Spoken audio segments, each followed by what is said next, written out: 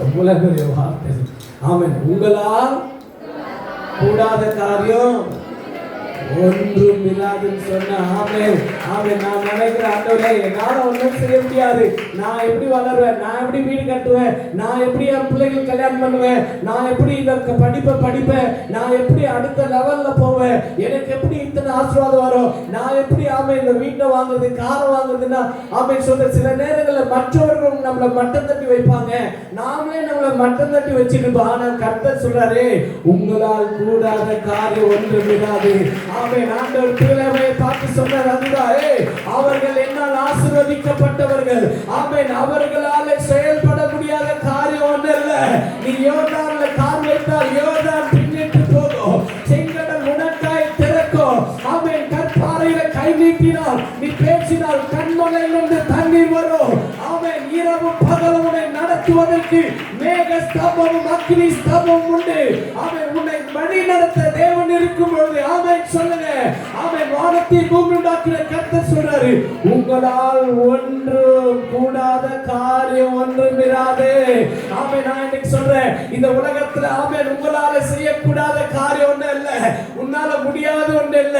ஆமென். நீ முடியும் சொல்லு. உன்னால முடியாத காரியத்தை செய்வதற்கு உன்னை பலப்படுத்துகிறவர் இருக்கிறார். ஆமென்.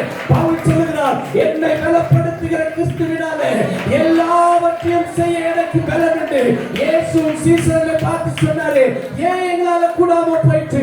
ஆமென். மற்றவர்கள் சொல்றாங்க, உன்னை சீசர்களால் செய்ய முடியல. ஆண்டவர் சொல்றாரு, இல்ல, உங்களால் ஒன்றும் கூடாத காரியம் ஒன்று இல்ல, உங்களால் கூடாத காரியம் ஒன்றும் இராது. சகலத்தையும் செய்ய வல்லமை உள்ள அபிஷேகம் உனக்குள்ள நான் கொடுத்திருக்கிறேன், என் ஆசீர்வாதத்தை உனக்கு கொடுத்திருக்கிறேன். ஆபிரகாமை பார்த்து கர்த்தர் சொன்னாரு, உன்னை ஆசீர்வதிக்கிறவன் ஆசீர்வதிப்பேன், உன்னை சபிக்கிறவன் சபிப்பேன். இன்னைக்கு ஒரு தீர்மானம் என்ன தெரியுமா?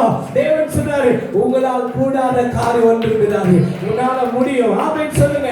தேவனோட அந்த அனாயிட்டிங்கை கொடுத்திருக்கிறாரு, அந்த அபிஷேகத்தை கொடுத்திருக்கிறாரு, அந்த ஆசீர்வாதத்தை கொடுத்திருக்கிறாரு. ஆமென் சொல்லுங்க. இது என்னால முடியாதுன்னு சொல்ல முடியாது. ஏன் தெரியுமா? ஆமென். வானத்தையும் பூமியை படைத்த தேவன். ஆமென். என்னால் எல்லாவற்றையும் செய்ய எனக்கு அவர் பலன் தருகிறார். ஆமென். எனக்கு ஞானம் தருகிறார். நீ சொல்லாத, ஒருவரையும் கடிந்து கொள்ளாதவர் என்னை அவர் ஞானத்துல நிரப்புவார். நான் இதை படிப்பேன், நான் இதை ஜெயிப்பேன். கேட்கிறோம், ஆண்டவரே இந்த தந்தை நான் பிடிப்பேனோ. கர்த்தர் சொல்றாரு, நீ சகலத்தையும் திருப்பிக் கொள்வாய். ஹல்லேலூயா. இதெல்லாம் ஜெயிக்க முடியுமா? இப்படிப்பட்ட கூட்டத்தை ஜெயிக்க முடியுமா? ஆமென் சொல்லு. அவங்க எல்லாம் உனக்கு முன்னாடி ஒண்ணுமே கிடையாது. ஆமென். நான் சொல்றேன், இன்னைக்கு உங்களுக்கு முன்னாடி இருக்க காரியம் எல்லாம் ஒண்ணுமே கிடையாது. சொல்லுங்க பாப்போம். எனக்கு முன்னாடி இருக்கிற பிரச்சனை ஒண்ணும் கிடையாது, எனக்கு முன்னாடி இருக்கிற போராட்டம் ஒண்ணும் கிடையாது, எனக்கு முன்னாடி இருக்கிற கஷ்டம் ஒண்ணும் கிடையாது. ஆமென். நாளைக்கு இருக்கிற பிரச்சனை எனக்கு ஒண்ணும் இல்ல.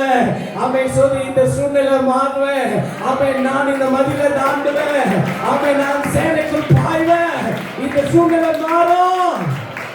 நீங்கள் காற்றையும் காண மாட்டீர்கள், மழையை காண மாட்டீர்கள், ஆனாலும் பள்ளத்தாக்கை நிரப்புகிற தேவன் உண்டு.